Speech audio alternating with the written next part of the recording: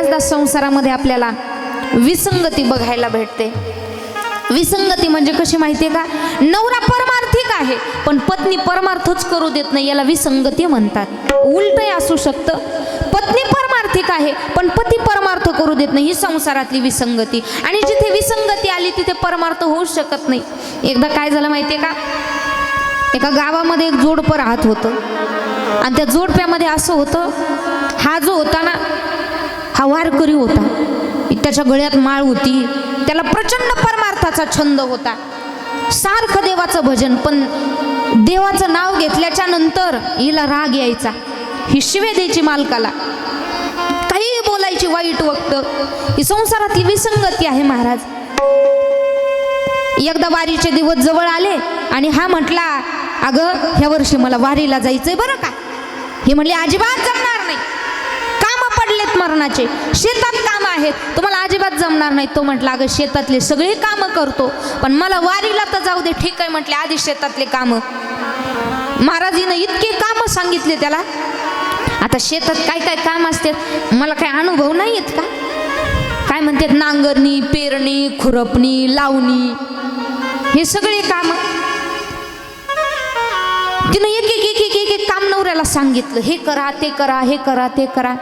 आता त्याच्या पक्क डोक्यात आलं, ही काय मला पंढरपूरला जाऊ देत नाही, नाही जाऊ देत। आता त्यानं विचारलं, ठीक आहे बाई तुझं म्हणणं ऐकतो, मी नाही जात ह्या वर्षी पंढरपूरला, पण कमीत कमी एखादी दिंडी आपल्या दारामध्ये जेवावी अशी तरी माझी इच्छा आहे, तेवढं तर करशील का नाही? त्यानं असा डोक्याला हात लावला, बाई काय करू ह्यांना, एक नाही तर यानं दुसरंच काढलं।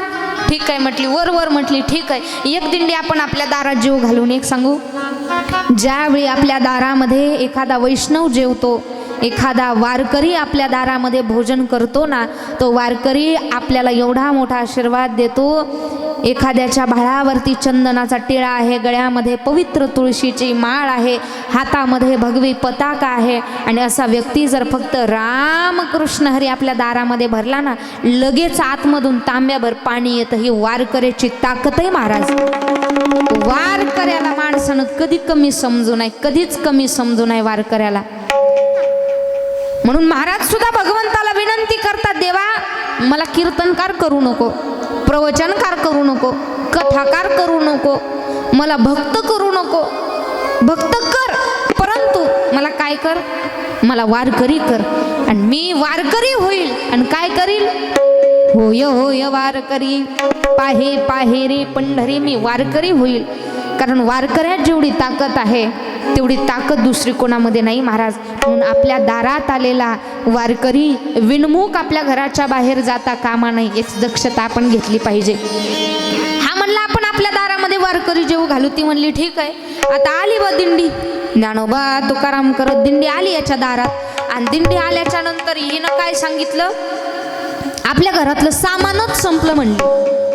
तो म्हणला पटकन लिस्ट कर, मी सामान घेऊन येतो। आता तिनं हातभर लिस्ट केली, एवढी एवढी मोठी लिस्ट केली, सामान घेऊन या, कमीत कमी 2 तास लागत आहे ना, अशा हिशोबाने तिने लिस्ट केली। म्हणलं मी सामान घेऊन येतो, तोपर्यंत वारकऱ्यांना गुळ पाणी दे। ठीक आहे म्हटली, मी गुळ पाणी देते, तुम्ही घेऊन या सामान। हा दुकानात गेला, सामानाची यादी। तोपर्यंत हिने काय केलं माहिती का, त्या परिसरात त्यांच्या गावात ना मिरच्या जास्त व्हायच्या, मिरच्या, आणि नेमकं त्यांना 20 पोते मिरच्या झाल्या होत्या काका, 20 पोते मिरच्या झाल्या होत्या। तिनं काय केलं, त्या वाळलेल्या मिरच्यांचे पोते असे वारकऱ्यांच्या समोर गेली, डोळ्याला झेंडूबाम लावून, झेंडूबाम लावला, रडके डोळे केले, वारकऱ्यांच्या समोर जाऊन मोठमोठ्याने रडायला लागली, मोठमोठ्याने रडायला लागली। काय सांगू तुम्हाला, आमचे मालक असंच करतात। त्यांच्या दारासमोर एक मोठं झाड होतं, झाड, आणि त्या झाडाखाली वारकरी बसले होते। काय सांगू तुम्हाला, माझे मालक कायम असंच करतात, वारकऱ्यांना बोलवतात, कुठेतरी निघून जातात, आणि ह्या मिरच्या झालेल्या आहेत ना सगळ्या, आमच्या दारात जे तुम्हाला झाड दिसतंय ना, त्या झाडाला डाव्यानं असं उलट लटकवतात आणि खालून मिरचीची धुरी देतात। तुम्हाला खोटं वाटत नसली तर घरात बघा, म्हणले 20 पोते मिरच्या त्याच्यासाठीच आणून ठेवल्यात। आता वारकऱ्यांनी बघितलं, आता वरती झाडाला लटकवतात आणि खालून मिरच्याच्या धुऱ्या देतात, हे ऐकल्याच्या नंतर मी तरी तिथं थांबणार नाही। तुम्ही काय कराल, तुमचं ज्याचं त्याचं जनतेने बघायचं, तुमचं मी कशाला सांगू। मी तरी तिथं थांबणार नाही महाराज. आता वारकरी चालले, म्हणले कशाला जाऊ द्या, मुक्काम जवळ आलेला आहे आपला, जाऊ द्या आता काय अडचण नाही. मग हा सामान घेऊन घरी आला आणि घरी आल्याच्या नंतर तिला विचारलं, का गं वारकरी कुठं गेले? ते म्हणले, असले कुठं वारकरी असतात का? मी त्यांना किती थांबा थांबा म्हटले, पण ते काही थांबलेच नाही, निघून गेले. तिनं असं उलट सांगितलं. मग का गं तू त्यांना काही दिलं का? ते म्हणले, नाही गड्या, पण त्यांनी मला एक मिरच्याचं पोतन दावं मागितलं होतं. तो म्हणला, तू दिलंस का? नाही म्हणली, बाई तुम्हाला विचारल्याशिवाय मी कसं देऊ?